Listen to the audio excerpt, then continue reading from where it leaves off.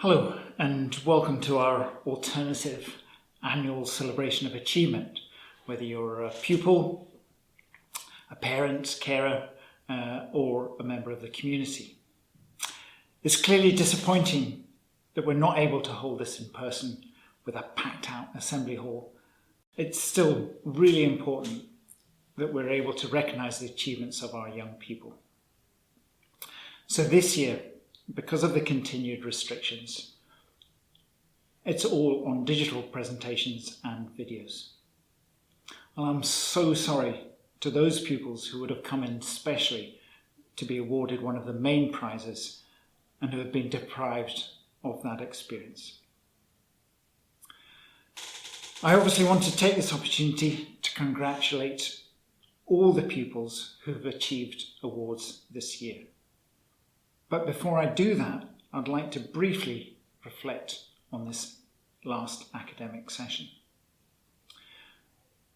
We started back in August 2020, after the lockdown in the spring, full of hope that that was us on the way back to some sort of normality.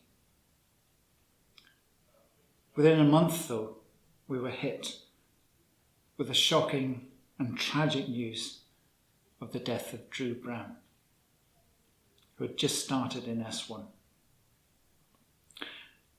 Despite only being with us for a few weeks, he had already made a big impact and was such a wonderful character.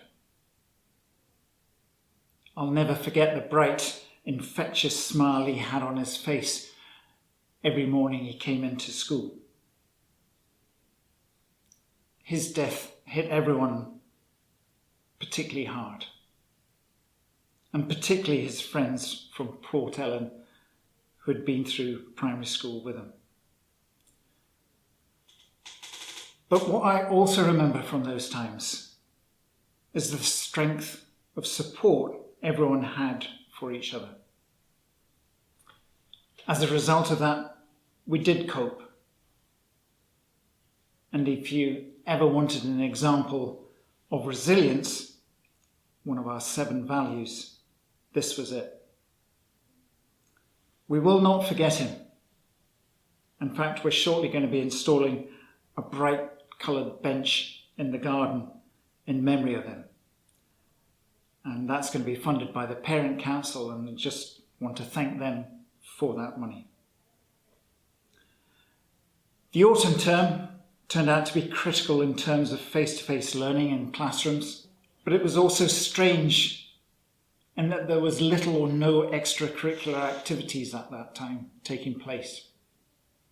No sports, no choir, no after-school revision, no trips.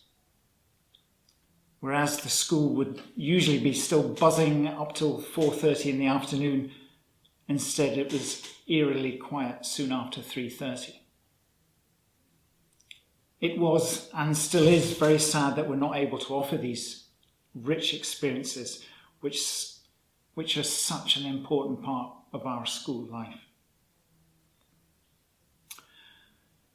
Then we went into the second lockdown around Christmas time and back into remote learning all the way through till Easter. Potentially that could have been disastrous. But we'd learnt a lot from that first lockdown, and the quality of online learning was tremendous.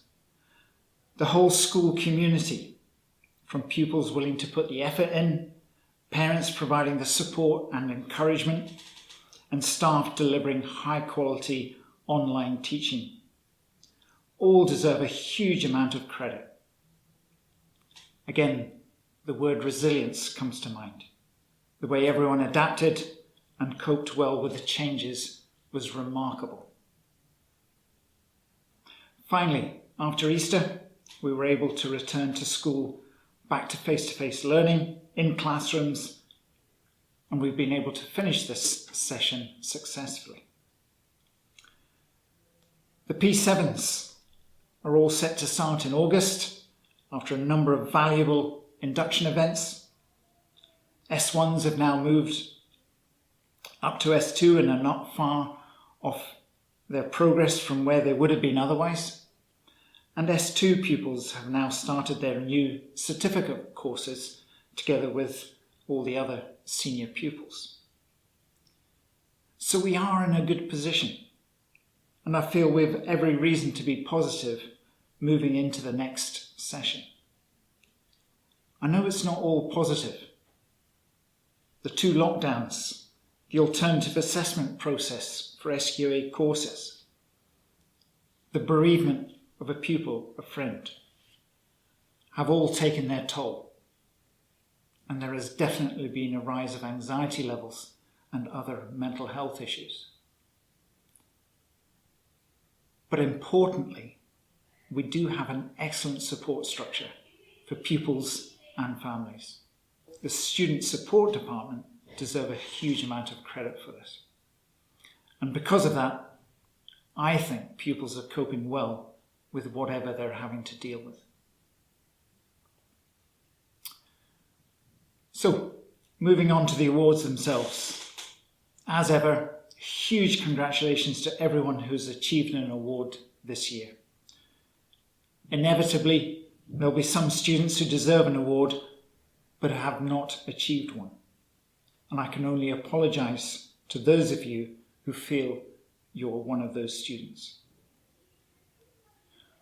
What is clear, though, is that there is a huge amount of talent and ability in our young people, together with a willingness to work really hard. This was evident in the provisional awards we submitted to SQA just now, where pupils achieved the highest number of A grades that we have had in a very long time. Well done to you all. This is also a time to say goodbye to our S6 pupils and other pupils lower down the school who are choosing to move on. Whether it's a job, college or university you're moving on to, or for whatever other reason, we want to wish you all the very best. I have no doubt the difficulties of the last year or two will have made you stronger, more adaptable, more resilient, and hopefully that will give you confidence in your future challenges. And just remember, we are still here and only too willing to give you advice and support if you feel we can help. We all hope you are leaving with good memories of Islay High School. We do also have some staff leaving us this year as well. Fiona McGee in the office has worked at the school for over 21 years and is now retiring. She's always been there with a smile and good humour and a wonderful knack of making pupils and staff feel at ease, even when things are not going so well. She will be sorely missed, and I want to thank her for all the hard work she has put in over the years in this school. Catherine Malcolm, one of our art teachers, has been with us just for 1 year. She's needing to move on back home to be with her family. I would like to thank her for all she has contributed to the school over this year, particularly in such difficult circumstances, and to wish her all the very best. And Harry O'Farrell, part of the ICT technician team, he's decided that he needs to move on and to try new challenges. I believe that means becoming an electrician. It's been a pleasure having him on the team, and I just want to thank him for all his hard work and the help and support he has given to so many pupils and staff over the year, and I want to wish him all the very best. Don't worry, I'm nearly finished. But before I do, I just want to say a huge thank you to all the staff for their incredibly hard work, their professionalism, their dedication to wanting to do the very best for you, the pupils, and for their friendship, support, and good humour through the difficult times. Thank you so much. Okay, that's it. Well done again to everyone for what you've achieved this year, and I hope you all have a wonderful summer holiday when it comes on Wednesday. And I'm sure we're going to get lots of sunshine. Take care.